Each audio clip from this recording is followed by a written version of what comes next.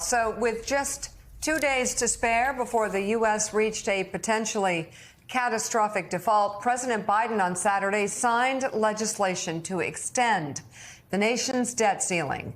The Fiscal Responsibility Act of 2023 suspends the debt limit through January 1st of 2025 after the 2024 presidential election. Instead of holding a public ceremony with lawmakers from both sides of the aisle, the president signed the legislation in private, posting this video on Twitter. David Rothkopf, in your latest piece entitled "Call It the Biden Two-Step, How to Stumble and Grow Stronger," you write this: given the outcomes we have seen this week, isn't the real issue, to paraphrase Ronald Reagan, not whether Biden is too old, but that time and time again his opponents appear too callow and inexperienced to keep up with him? Biden handled a negotiation with Congress once before as vice president during the Obama years. Observers concluded that while he had helped get a deal, he had perhaps given up too much. He learned from that. He saw the Obama and Trump responses to Putin's invasion of Ukraine were inadequate. When flaws in the planning process regarding the exit from Afghanistan were identified, he and his team learned from it. What those who have observed Joe Biden and his performance as president will recognize is that his opponents should be where? Every time they find something to titter about, he is growing, getting stronger, and preparing to outsmart, outwork, outcompassion, and outlead them yet again. And this is, well, we've been talking a lot here, Joe, and it's like David actually had some tweets last week that was so interesting in terms of the media coverage of Biden, and sometimes the media feeling they can't even do press on Biden that has any positive narrative because it might seem imbalanced, when the bottom line is there have been some wins, real wins. Well, the thing is, though, not even some wins, David, a historic number of bipartisan pieces of legislation. You can just look at data. You can look at the evidence. You can look at the hard facts. Joe Biden has already, in 3 years, had more bipartisan legislation than, any president this century. Certainly more than Donald Trump, more than Barack Obama during his 8 years, more than George W. Bush during his 8 years.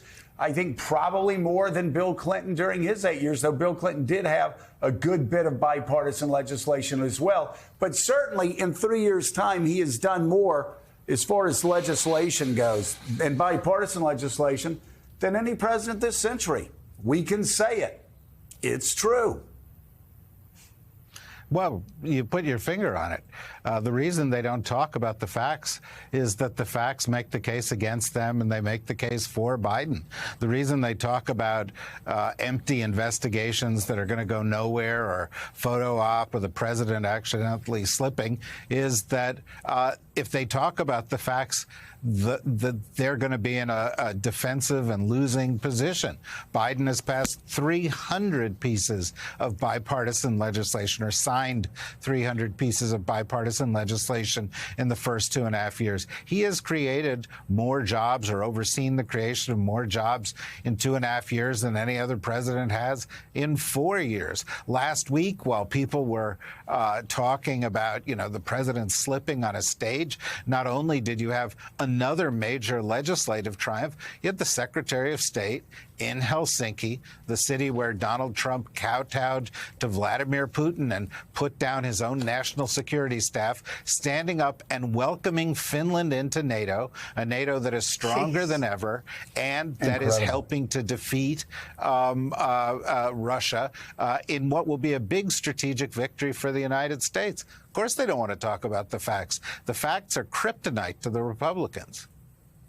So, David, why are Joe Biden's approval ratings so anemic? Well, first of all, Joe Biden's approval ratings are based on what the coverage is. And you've got half the country looking at a media bubble that doesn't cover his successes. And then you've got the other half of the coverage looking at stories where, as Mika said a minute ago, people don't want to say, hey, look, the president's doing all this good stuff, because that might seem, unbalanced. We got to offer the Republican side. Except, the Republican side is Donald Trump, a former president about to be indicted again, probably, and again. The Republican side is holding the country hostage in this fiscal debt crisis that they manufactured and we shouldn't have gone through. The Republican side is, during the last administration, achieving next to nothing, and this one being one of the most productive administrations in probably 60 years, probably since the Johnson administration. And so, if that story doesn't get out, well, of course, the approval ratings aren't going to be quite as high. But having said that, in the last election, it was Biden candidates doing well, Trump candidates doing poorly. In the last presidential election, it was Biden winning, Trump losing. The MAGA people are losing ground. We saw that in the negotiations in the Congress last week.